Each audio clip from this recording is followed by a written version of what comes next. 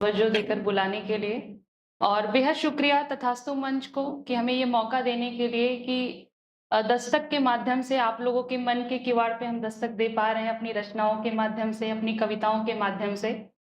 हिंदी की लेखिका हूँ, अक्सर हिंदी में ही कविता और कहानी बयाँ करती हूँ और कविता और कहानी में बहुत अंतर मैं तय नहीं कर पाती हूँ। हर कहानी के पीछे मुझे कविता की लय सुनाई देती है, कविता की धुन सुनाई देती है और हर कविता के पीछे मुझे एक कहानी नज़र आती है। पर आज जो किस्सा साझा करने वाली हूँ, उससे पहले छोटी-सी बातें मैं अपने बारे में करना चाहूँगी, थोड़ा-सा परिचय मैं अपना देना चाहूँगी, कुछ लोग मुझे जानते भी हैं। इस उम्र में भी जीवन में बहुत सारे अनुभवों से मैं गुज़री हूँ, बहुत सारे उतार-चढ़ाव मैंने देखे हैं और अक्सर मुझसे पूछा जाता है कि कविताएँ आपके लिए क्या हैं? तो कविताएँ हमेशा मुझे मुक्ति मार्ग लगती हैं। बचपन से ही लिखती थी पर कुछ हादसे ऐसे हुए कि एक लंबे अरसे से मैंने कविताएँ लिखना छोड़ दी थी।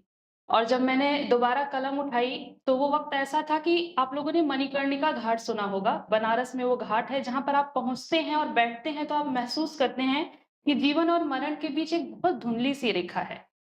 और वहीं पर मैंने अपनी पहली कविता दोबारा लिखी और उसके बाद ओपन माइक के लिए मैंने दूसरी कविता लिखी थी अस्पताल के बेड पर जब मैं वेंटिलेटर से उठी थी। तो ये एक बहुत लंबी कहानी है जिसको मैं कभी ज़रूर साझा करूँगी, पर उन सब बातों को ना मैंने शब्दों में पिरोने की कोशिश की है। 4 पंक्तियों में मैं अपना परिचय रखूँगी। हिंद के गाँव की मिट्टी से बनी हूँ। हिंद के गाँव की मिट्टी से बनी हूँ, हर माह मनुष्यता खातिर मैं रक्त से सनी हूँ। रोते नैनों से हंसती उजड़ी बगिया की माली हूँ। रोते नैनों से हंसती उजड़ी बगिया की माली हूँ। मैं मृत्यु के अंधेरे में भी कभी तरसती रोशनी हूँ। मैं मृत्यु के अंधेरे में भी कभी तरसती रोशनी हूँ। बहुत बहुत शुक्रिया। और अक्सर कविताएं साझा करती हूँ, आज एक कहानी साझा करने जा रही हूँ और इस कहानी को मैंने शीर्षक दिया है सुधा जिज्जी की विदाई। और अगर आप लोग ध्यान देंगे ना, इसको गौर करेंगे तो आपके आसपास आपने ज़रूर ऐसे किरदार देखे होंगे, तो सीधे उस कहानी की शुरुआत करते हैं। आज घर का आंगन लोगों से भरा पड़ा है। आज घर का आंगन लोगों से भरा पड़ा है, जहाँ से कभी विदा की गई थी सुधा जिज्जी की डोली। आज उसी आंगन में जिज्जी का शरीर बिल्कुल बेसुध पड़ा है। फिर से उनके विदा की तैयारी चल रही है। उनकी सूनी सफेद आंखें सबसे उनके संघर्षों की कहानी कह रही हैं। सब कह रहे हैं कि सुधा जिज्जी कभी नहीं रोती थी। सब कह रहे हैं कि सुधा जिज्जी कभी नहीं रोती थी, दिल उनका बच्चों सा मासूम था पर आसानी से अपनी आंखें नहीं भिगोती थी। पागलों की तरह चहलकदमी करके गुजार देती थी पूरी रात। सुधा जिज्जी बहुत ही कम सोती।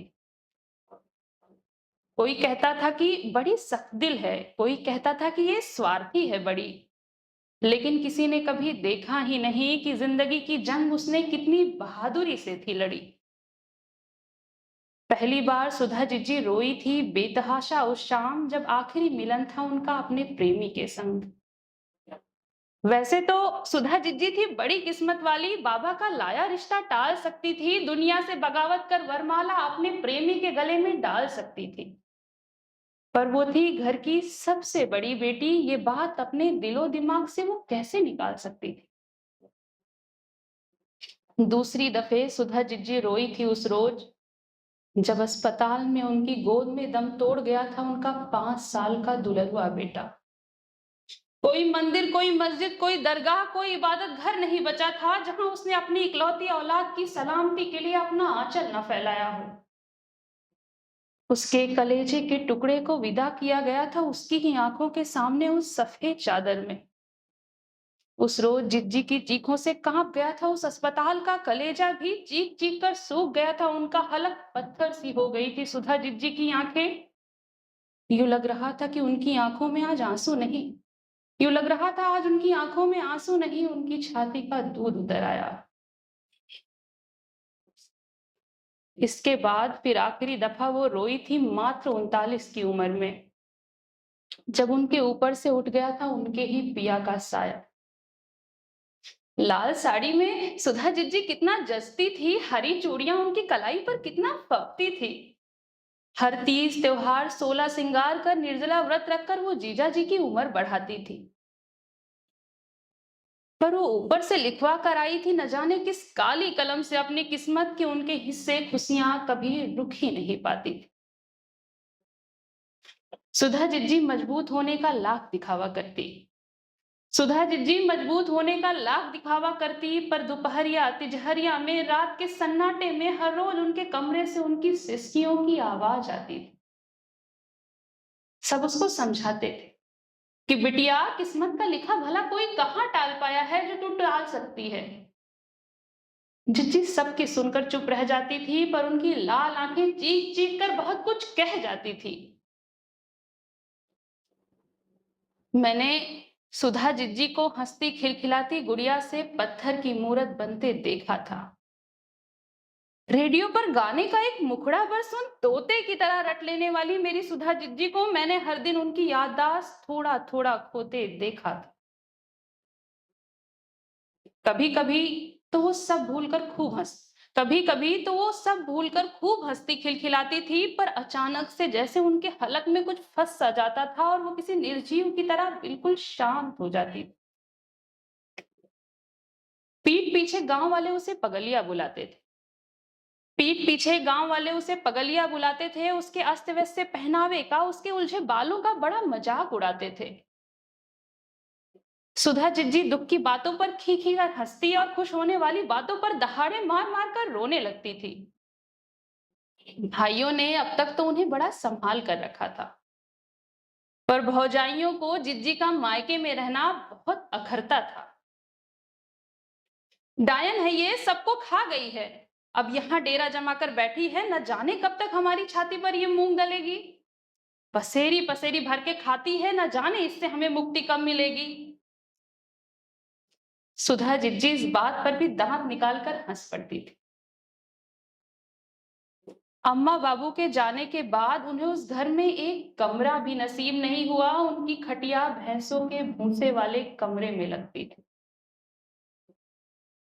उस रोज भतीजे के नामकरण का कार्यक्रम था। मेहमानों से पूरा घर भरा था। हर कोई अपनी अपनी ठाट बाट में लगा था। शुभ काम के वक्त ये पागल नजर नहीं आनी चाहिए, बड़की भाभी ने ये बात बड़े ही सख्त लहजे में कहा था।